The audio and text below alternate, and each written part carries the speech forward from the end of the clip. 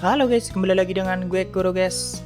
Kali ini mari kita lanjutin pembahasan light novel Kage no Jitsuryoku Sani Narita Kute sebelumnya atau part 8. Jadi yang belum nonton part sebelumnya, gue saranin kalian nonton dulu biar lebih enak memahami alur ceritanya. Oke, langsung aja kita masuk ke konten.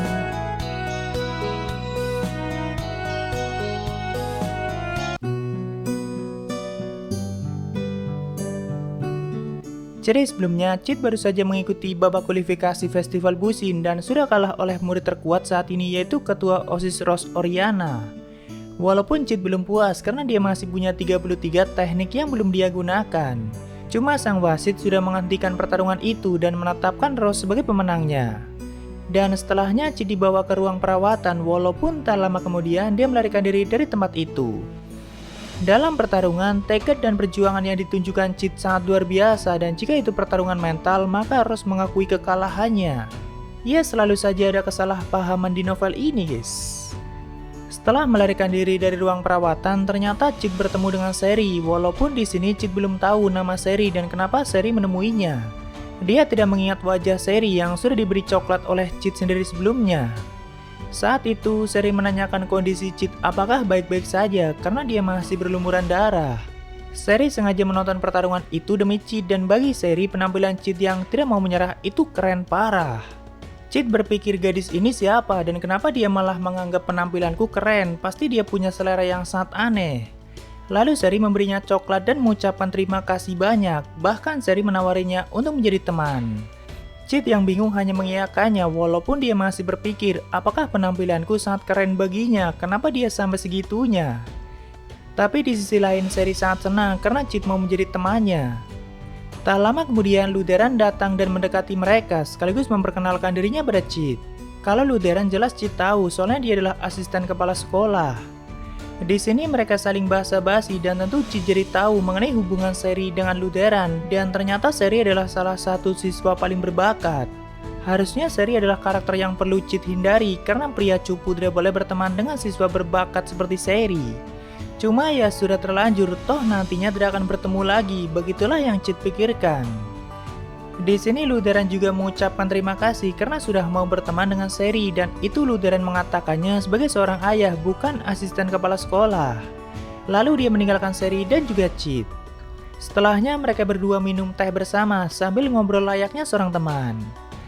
Dan dari situlah Cid mengetahui kalau saat ini Seri sedang memecahkan kode rahasia dari artefak kuno yang diberikan oleh Iris. Setelah hari itu, Cid sengaja mengambil libur beberapa hari supaya akademi mengira Cid memang terluka parah setelah pertarungannya melawan Rose. Sedangkan di tempat lain, Seri yang tidak bisa fokus pada pekerjaannya memberanikan diri untuk menemui Alexia di asramanya. Karena Seri selalu memikirkan Cid apalagi dia mendengar rumor tentang Cid yang pacaran dengan Alexia. Jadi dia ingin memastikan hal itu. Saat itu mereka berdua pun melakukan pembicaraan walaupun Alexia mengira kedatangan Seri ingin membahas mengenai artefak. Tapi ternyata Seri menanyakan hubungan Alexia dengan Cid. Tentu Alexia sangat kaget apalagi melihat ekspresi Seri yang kelihatannya sangat tertarik dengan Cid, bahkan seperti orang yang sedang jatuh cinta. Alexia pun menjawab dengan jujur dirinya sudah putus dengan Cid dan hubungan mereka berdua cuma pura-pura pacaran karena ada kondisi tertentu. Mendengar itu, Seri mengungkapkan rasa senangnya dan juga sangat lega, bahkan wajahnya langsung ceria kembali, tidak seperti sebelumnya.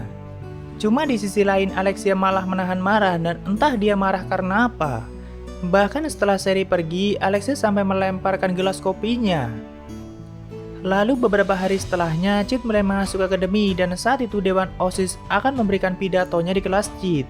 Tentu Rose Oriana yang akan memulai pidato itu dan dia sempat saling menatap dengan Cid. Walaupun Skal dan Po yang kegeeran. Tak lama kemudian Cid merasa ada yang tidak beres. Energi sihirnya terasa dibatasi oleh semacam pelindung yang baru saja muncul di akademi itu. Jadi dimanapun Cid berada, dia selalu melatih partikel sihir di sekeliling tubuhnya. Makanya jika ada kejanggalan sedikit saja, dia langsung tahu. Saat itu dia juga merasakan ada sesuatu yang sedang mendekat dan ternyata mereka adalah segerombolan orang berpakaian hitam seperti Shadow. Mereka langsung menyergap tempat itu dan mengatasnamakan diri mereka sebagai anggota Shadow Garden.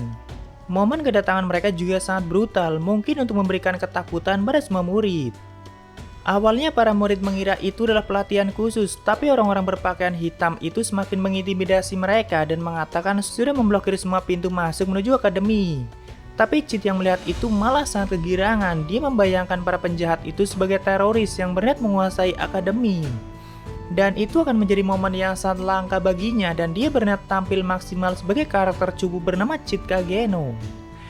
Baginya itu adalah kesempatan yang sangat langka yang tidak akan pernah datang dua kali guys, jadi tidak boleh disia-siakan. Saat itu Rose dengan sangat tegas menyuruh para penjahat untuk menyadari posisi mereka, bukan malah mengancam dan bertindak seenaknya. Lalu Rose mulai menyiapkan pedangnya untuk menyerang, tapi Rose baru menyadari kalau energi sihirnya sedang disegel. Dia pun mulai menunjukkan wajah yang bingung, namun itu sudah terlambat karena satu penjahat itu sudah akan menebas Rose dengan pedangnya. Dan tidak mungkin Rose bisa menghindarinya. Chit yang melihat itu langsung berlari dengan sangat cepat dan dia tidak akan melewatkan kesempatan emas seperti itu. Tapi dia panik bukan karena Rose dalam bahaya, melainkan tidak boleh melewatkan momen yang sudah dia impikan selama ini. Akhirnya saat itu Chit menahan tebasan sang penjahat dengan tubuhnya tepat sebelum mengenai Rose. Bahkan darah Chit sampai berceceran dan mendapat luka yang sangat fatal. Yaitulah adegan langka yang diimpikan oleh Chit, yaitu menjadi korban kekejaman sang teroris. Semua murid langsung berteriak panik, sedangkan Rose yang merasa telah diselamatkan nyawanya oleh Chit langsung memeluk Chit dengan sangat panik. Ternyata setelah pertarungan sebelumnya, Rose selalu mengingat Chit dan menghormati tekadnya. Bahkan kali ini dialah yang sudah menyelamatkan nyawa Rose. Dengan panik, Rose terus memanggil nama Chit dan menyuruhnya untuk bertahan, tapi perlahan detak jantung Chit mulai melemah, sampai akhirnya benar-benar berhenti dan memejamkan matanya. Rose yang melihat itu semakin menangis dan dia berjanji akan membalaskan dendamnya. Tapi akhirnya Rose paham kenapa Chit Kageno melakukan semua itu. Sebagai putri kerajaan Oriana, Rose selalu mendapat lamaran dari para bangsawan dan mereka selalu berusaha mendapatkan cinta dari Rose. Dan mungkin itulah yang selama ini Chit lakukan. Tapi baru kali ini ada yang berusaha dan sampai berkorban seperti itu. Di momen ini Chit telah mendapatkan posisi istimewa di hati Rose Oriana, walaupun bagi Rose semuanya sudah terlambat dan dia hanya bisa mengatakan terima kasih untuk Chit Kageno. Karena semua orang mengira Chit telah mati. Setelah itu mereka semua dipaksa untuk pergi ke auditorium sekolah dan semua murid telah dikumpulkan di sana. Tentu Rose juga terpaksa meninggalkan tubuh Chit begitu saja. Skull dan Po juga menatapnya dengan sedih. Tak lama kemudian setelah semuanya pergi, Chit dengan tangannya memompa jantungnya kembali untuk berdetak. Lalu perlahan menyembuhkan lukanya walaupun lumayan lambat. Karena energi sihir semua orang di akademi itu sedang disegel kecuali milik para penjahat itu sendiri. Sebenarnya penghalang yang diterapkan di akademi itu tidak menyegel energi sihir sepenuhnya. Bagi orang seperti Chit yang sudah sangat terlatih mengendalikan sihirnya masih bisa mengeluarkan sihir walaupun dalam bentuk yang lumayan tipis. Tapi ya itu sudah cukup baginya. Jadi sebelumnya Chit sengaja menghentikan detak jantungnya, tapi di saat yang bersamaan dia terus mengalirkan partikel sihir ke otak untuk menjaga kondisi tubuhnya tetap aman. Itu adalah teknik esoterik dan Chit bisa menggunakan itu selama 10 menit tanpa konsekuensi apapun. Namun jika ada kesalahan sedikit saja, maka dampaknya sangat buruk dan nyawanya bisa melayang. Iya, dia selalu totalitas seperti biasa guys. Lalu di tempat lain, Seri yang sedang fokus meneliti artefak kuno sampai tidak menyadari situasi yang sedang terjadi. Soalnya tinggal sedikit lagi dia bisa memecahkan kode artefak itu dan melihat kebenaran. Namun tak lama kemudian, seorang pria hitam masuk ke ruangan itu dengan cara yang sangat brutal. Sama seperti yang lainnya, dia mengatakan aku adalah Shadow Garden walaupun setelahnya malah dibuat candaan olehnya. Dan baginya itu penyamaran konyol yang tidak penting. Bagi pria itu lebih baik melepaskan topengnya dan tidak usah menyamar, lagian semuanya akan dia bantai. Lalu dengan senyuman seperti anjing liar dia mengatakan aku adalah Rex si pemberontak gila. Tentu Rex berniat mengambil artefak Leontin, tapi untung saja saat itu Seri sudah bersembunyi dan mengambil artefaknya. Sedangkan dua penjaga atau bawaan Iris siap menghadapi Rex. Walaupun Rex sangat meremehkannya, padahal satu penjaga itu adalah wakil komandan kesatria. Cuma ya dia tidak dapat menggunakan energi sihirnya. Saat itu Rex berhasil menemukan Seri dan tanpa basa-basi dia langsung menyerangnya walaupun masih sempat ditangkis oleh sang wakil kapten. Sedangkan Seri punya kesempatan untuk lari dari tempat itu dengan membawa artefak Leontin. Di tempat lain, Cheat yang sudah naik ke atap akademi sedang mengamati para penjahat yang semuanya berpakaian hitam. Sedangkan para kesatria masih di luar akademi untuk mengepung tempat itu. Bagi Cheat, para penjahat itu sama sekali tidak punya selera dan gaya. Mereka sangat meremehkan 3 hal, yaitu waktu, tempat, dan momen. Bagaimana tidak, di siang bolong seperti itu mereka muncul dengan pakaian hitam legam seperti shadow. Harusnya mereka muncul di malam hari supaya terlihat lebih keren dan estetik. Ya cuma Cheat aja yang menganggap itu semua sangat penting. Tapi ini MC juga sangat konsisten guys. Jadi Cheat akan menunggu malam dulu baru melihat tampil di depan semua orang sebagai shadow. Dan dia akan bersenang-senang dulu sambil menunggu malam. Saat itu dari atap sekolah, Cheat memusatkan partikel sihir di ujung jarinya dan itu akan menciptakan suatu tembakan yang sangat kuat. Perlahan dia menembaki para penjahat satu persatu dan menembus otak dan jantung mereka dengan serangan itu. Terlihat dari sana, Seri sedang dikejar oleh para penjahat dan Cheat pun menembaki mereka satu persatu supaya Seri bisa melarikan diri. Tapi Cheat cukup penasaran apa yang sedang Seri lakukan. Dan instingnya mengatakan pasti ini ada hubungannya dengan klimaks dari semua situasi saat ini. Dan akulah yang akan mengisi panggung utama nantinya. Dengan begitu Cheat yang penasaran segera menyusul Seri dan tentu sebagai Cheat Kageno bukan Shadow.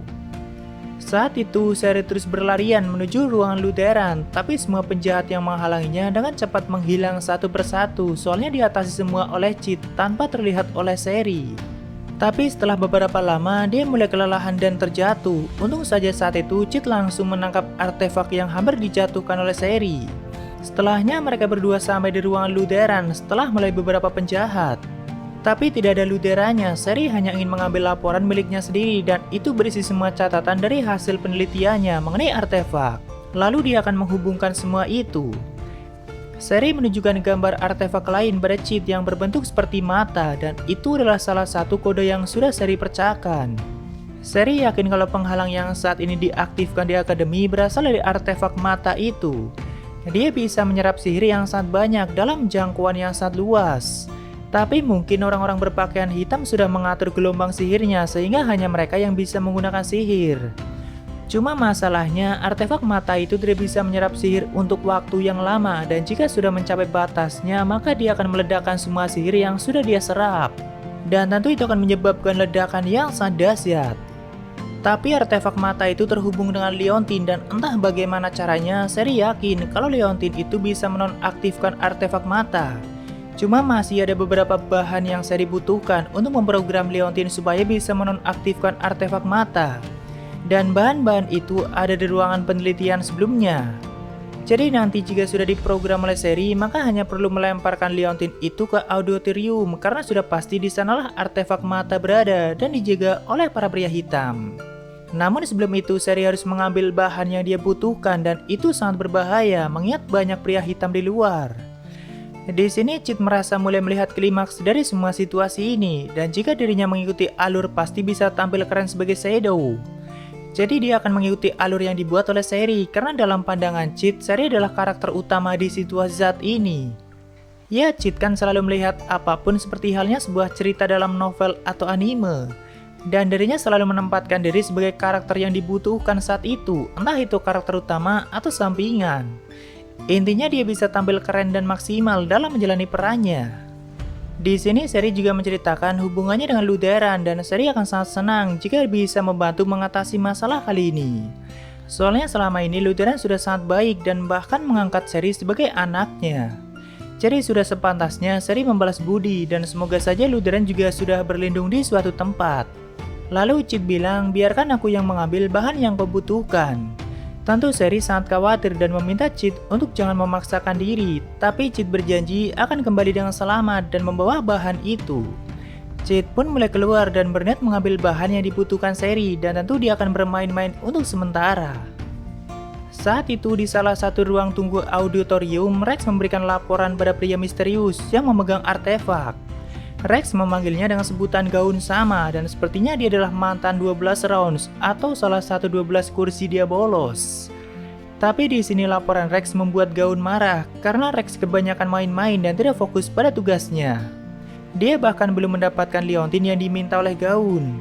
Tapi Rex bilang jangan khawatir dan santai saja, semuanya masih terkendali. Walaupun saat itu sudah banyak para pria hitam yang terbunuh dan Rex menduga kalau Shadow Garden sudah terpancing. Gaun dan Rex malah merasa senang bisa memancing mereka keluar dan berniat membantainya. Ya, Rex sangat percaya diri sih, soalnya dia adalah salah satu anak bernama dan mungkin mengira Shadow Garden juga tidak dapat menggunakan sihir mereka. Dia pun pergi untuk mencari Sherry bersama pria hitam yang semua dari mereka cukup kuat.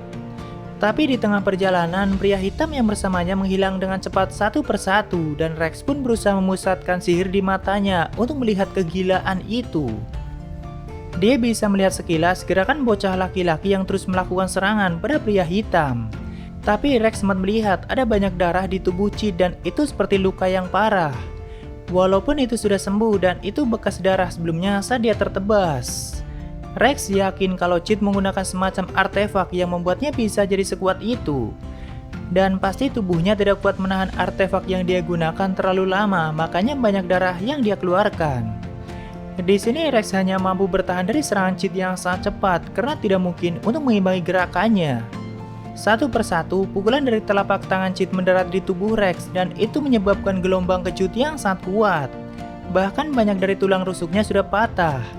Tapi Rex tetap bertahan dan dia yakin sebentar lagi bocah laki-laki itu pasti akan mencapai batasnya. Tidak mungkin tubuhnya akan kuat menahan kekuatan artefak selamanya. Semakin lama Rex merasa kemenangan sudah di depan mata dan saat itu dia merasa inilah serangan terakhir yang bisa digunakan oleh bocah itu. Lalu dengan pertahanan penuhnya Rex menahan serangan dari tangan kosong Chit dan itu sampai merobek organ dalamnya. Dia juga terlempar jauh sampai menembus ruangan lainnya. Tapi Rex masih hidup dan mulai tertawa puas karena dengan ini akulah yang akan menang. Tapi tak lama kemudian tawanya langsung berubah menjadi pucat setelah melihat semua mayat di ruangan itu. Rex tidak menyangka Chit sudah membantai rekannya sampai sebanyak itu, padahal semua pria hitam di ruangan itu merupakan anak-anak diabolos yang cukup kuat. Perlahan suara kaki mulai terdengar, tapi kecepatan gerakan Chit tidak sanggup dia lihat. Tentu Rex semakin frustasi kenapa tubuh Chit masih bertahan, bukankah dia bisa sekuat itu akibat artefak yang dia gunakan. Dengan cepat tubuh Rex dikoyak dan disayat akibat serangan Chit yang sangat cepat, dan saat itu Rex akhirnya menyadari kalau bocah laki-laki ini punya kekuatan yang tak terbatas dan dia sama sekali tidak menggunakan artefak. Dan tidak butuh waktu lama tubuh Rex hancur sepenuhnya dan dia pun tewas walaupun Chit sempat mengatakan kau sudah melakukan yang terbaik. Lalu di sisi lain, Nu sudah sampai di akademi dan dia sedang melihat korban dari keganasan Rex sebelumnya, yaitu dua kesatria Crimson yang sebelumnya melindungi Sirius. Sang wakil kapten sudah tewas, sedangkan yang satunya terluka sangat parah, tapi dia belum mati, cuma tidak sadarkan diri. Pria satunya itu bernama Marco Granger dan harusnya dia menjadi suami Nu, jika saja Nu tidak dihilangkan keberadaannya akibat kerasukan. Marco sebenarnya adalah kesatria berbakat yang diharapkan nantinya bakal menjadi kapten di masa depan.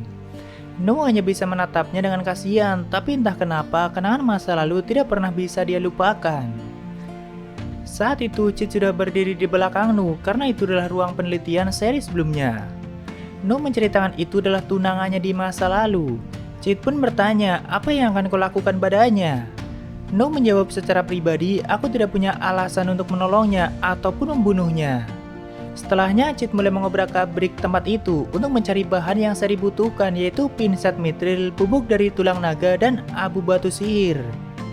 Lalu Nu melaporkan kalau Shadow Garden sudah berhasil menyusup ke akademi dan semuanya sudah siaga. Hanya tinggal menunggu perintah dari Chit sendiri. Tapi jika bertarung saat ini terlalu beresiko, soalnya kekuatan mereka sangat ditekan. Semua kesatria yang mengepung akademi itu juga tidak akan membantu apapun. Hanya 7 anggota utama yang bisa leluasa menggunakan sihir di situasi saat ini. Tapi hanya ada satu dari mereka yang saat ini di kota Midgar, yaitu Gamma. Jadi Chit menyuruh mereka untuk selalu siaga dan menunggu malam baru Chit akan memberikan tanda untuk bergerak. Lagian Chit juga akan mengurus artefaknya dulu dan menonaktifkan penghalangnya. Mendengar itu, Nu sangat kagum dan langsung gemetar menyadari pergerakan Chit yang ternyata sudah melihat semua akar masalahnya. Bahkan dia bilang akan mengurus artefak dan menonaktifkannya. Bukankah untuk memecahkan kode artefak butuh orang paling jenius di negara itu? Daya pikir Tuan Shadow mungkin sudah melampaui akal sehat. Begitulah yang Nu pikirkan. Lalu Chit pun meninggalkan Nu dan mengatakan, aku akan menyelesaikannya saat matahari terbenam dan saat itulah kita akan bergerak.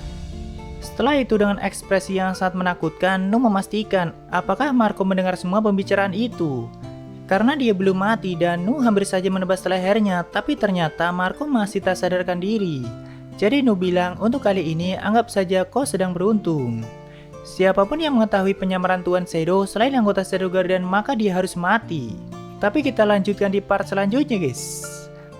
Ya mungkin segitu aja untuk pembahasan kali ini. Jika ada kesalahan gue minta maaf atau kalian bisa koreksi aja di bawah. Dan sampai ketemu di video lainnya. Salam guru guys.